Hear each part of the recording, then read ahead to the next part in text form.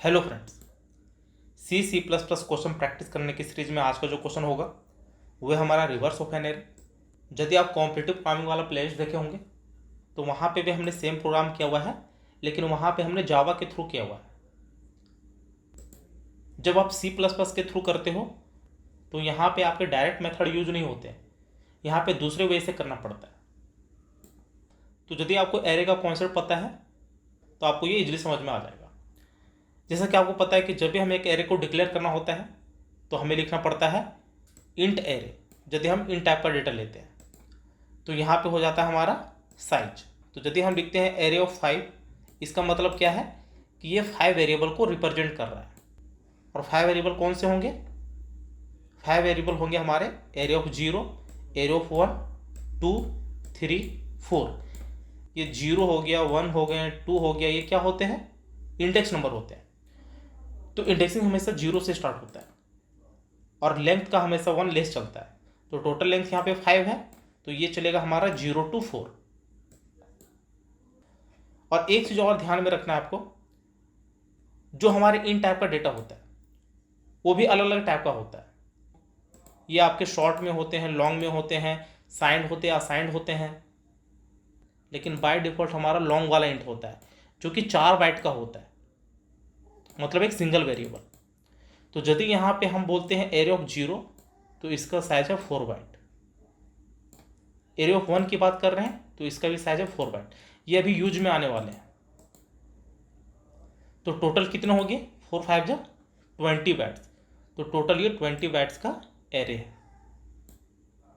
तो यदि आपने एक एरे को असाइन कर रखा है, यहाँ पे दे सकते हो 5 10 15 20 25, तो ये हमने एक एरे असाइन किया हुआ है इस वाले वेरिएबल में जो कि 5 वेरिएबल को प्रेजेंट कर रहा है। तो इसका हमें रिवर्स करना है। तो रिवर्स में क्या हो जाएगा? 25 20 15 10 और 5। तो इसमें लेंथ और इंडेक्सिंग का बहुत बड़ा रोल है। तो इसको डायरेक्ट प्रोग्राम कर लेते हैं। एक फाइल क्रिएट करते हैं सबसे पहले, Ctrl+S। ये हो जाएगा हमारा रिवर्स ऑफ एन एरे।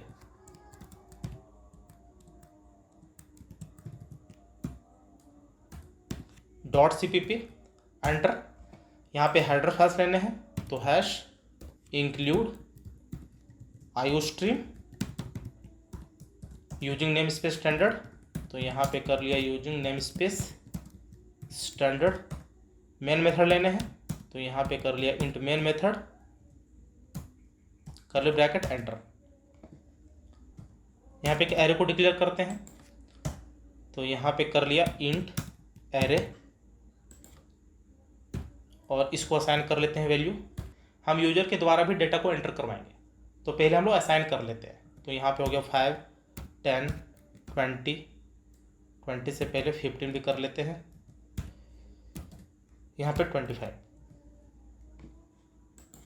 अब यहाँ पे हम क्या करते हैं, इसका लेंथ निकालते हैं। मैंने भी आपको बताया कि लेंथ और इंडेक्सिंग का बहुत बड़ा रोल होता है। तो लेंथ कैसे निकालते हैं देखते हैं। यदि आप जावा या पाइथन के थ्रू कोड करोगे तो वहाँ पे आपके पास डायरेक्ट मेथड होते हैं। तो यहाँ पे लेंथ निकालने का तरीका है आपका, सपोज यहाँ पे एक वेरिएबल बनाया इंट लेंथ के नाम से, इक्वल्स टू, यहाँ पे हम लोग लिखते हैं साइज ऑफ। एक मेथड होता है साइज ऑफ, इसका पहले यूज करना होता है। ये भी एक प्री डिफाइंड मेथड है, लेकिन यहाँ पे लेंथ निकालने का अलग तरीका है। तो साइज ऑफ हो गया एरे, जो कि कितना होगा? 20। अभी हमने देखा यहाँ पे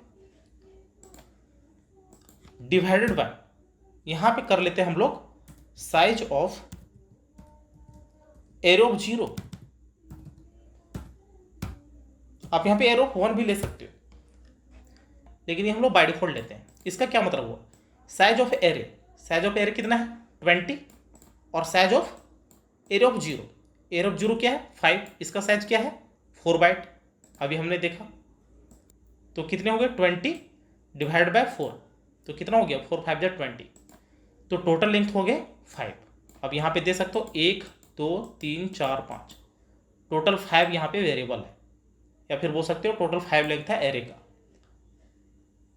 तो इस तरह हम लोग निकालते हैं लेंथ। अब यहाँ पे हमारा काम आसान हो जाता है। यहाँ पे हम लूप लगा सकते हैं, 4 इंट आई इक्वल्स टू, हमें रिवर्स करना है। तो जो हमारा एरे का लेंथ होगा वो हमें यहाँ पे मेंशन करना पड़ेगा। तो लेंथ -1 होगा। क्यों? क्योंकि मैंने अभी आपको बताया कि जो लेंथ होता है वो हमेशा ग्रेटर होता है इंडेक्सिंग का, या फिर बोल सकते हो इंडेक्सिंग जो होते हैं वो लेंथ का हमेशा एक लेस चलता है। तो सपोज यहाँ पे लेंथ यदि 5 है तो हमारा इंडेक्सिंग चलेगा 0 to 4। तो इसीलिए जब हम लोग रिवर्स करवाएंगे तो 4 इंडेक्सिंग वाला हम लोग पहले रखेंगे। तो यहाँ पे लेंथ -1 करना पड़ेगा। क्यों? क्योंकि यहाँ पे टोटल लेंथ 5 है, तो 5 - 1 हो जाएगा 4। तो हमें 4 से एक्चुअल में इंडेक्सिंग को कंसिडर करना है। तो इसीलिए यहाँ पे हम लोग लेते हैं लेंथ -1। ये घटता चला जाएगा, कहाँ तक आएगा? 0 तक, और i माइनस माइनस क्योंकि 1 का डिक्रीमेंट हो रहा है। कर्ली ब्रैकेट एंटर, और यहीं पे हम लोग करवा लेंगे सी आउट। आई का वैल्यू प्रिंट करवाना है एरे के साथ, तो यहाँ पे एरे ऑफ आई तभी होगा ना। यदि यहाँ पे आई का वैल्यू 4 है तो एरे ऑफ 4, तभी तो हमारा ये वैल्यू आएगा एरे ऑफ 4। यदि आई का वैल्यू प्रिंट करवाओगे तो सिर्फ वो इंडेक्स को प्रिंट करवाएगा, वैल्यू को प्रिंट नहीं करवाएगा। तो ये हो गया। यहीं पे आप ENDL दे सकते हो, आप चाहो तो स्पेस भी दे सकते हो। तो यही हमारा कोड था। इसको रन करते हैं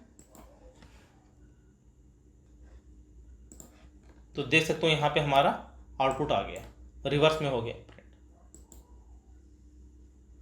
यदि एक लाइन में प्रिंट करवाते तो उस केस में यहाँ पे आप स्पेस दे सकते थे, तो ये आपको एक लाइन में प्रिंट करके दे देता। देख सकते हो, ठीक है। अब सपोज यूजर के द्वारा डेटा एंटर करवाना होता तो उस केस में क्या करते? यहाँ पे ये हट जाता, यहाँ पे साइज आता जो कि लेंथ होता। यहाँ पे यूजर को मैसेज दे सकते थे सी आउट एंटर नंबर्स,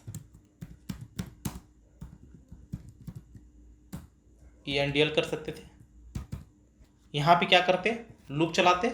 जब भी आपको एक एरे के फॉर्म में डेटा एंटर करवाना है तो आपको लूप चलाना पड़ता है। तो यहाँ पे हो जाता है इंट i = 0, ये चलता आपका 5 तक, मतलब 0 to 4। तो उस केस में ये हट जाता क्योंकि यहाँ पे हमने ऑलरेडी साइज मेंशन किया हुआ है। तो यहाँ पे डायरेक्टली हम लोग 5 कर सकते हैं, तो वो 0 to 4 कंसिडर कर लेगा। यहाँ पे इक्वल टू नहीं देना है, यहाँ पे हो जाएगा i++, कर्ली ब्रैकेट एंटर। यहाँ पे हो जाता सी इन पे एरे ऑफ आई, यहाँ पे कर्ली ब्रैकेट बंद। तो ये यूजर वैल्यू एंटर कर देगा और यहाँ पे वैल्यू को प्रिंट करवा देगा। यहाँ पे थोड़ा सा चेंज होगा, यहाँ पे हो जाएगा 4 क्योंकि यहाँ पे हमारा साइज मेंशन्ड है। तो इसको सेव किया, रन किया। तो देख सकते हो एंटर नंबर्स पूछ रहा है, तो यहाँ पे कर लेते हैं 5, 10, 15, 20, 25 एंटर।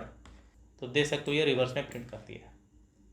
तो इस तरह आप रिवर्स ऑफ एरे का प्रोग्राम कर सकते हो। तो उम्मीद है ये वीडियो आपको जरूर अच्छी लगी होगी। यदि अच्छी लगी होगी तो चैनल को शेयर और सब्सक्राइब जरूर करें, साथ ही बेल आइकन को ही प्रेस कर लेना ताकि जैसे मैं अपना वीडियो अपलोड करूँ उसकी नोटिफिकेशन आपको तुरंत मिल जाए। Thank you, happy learning.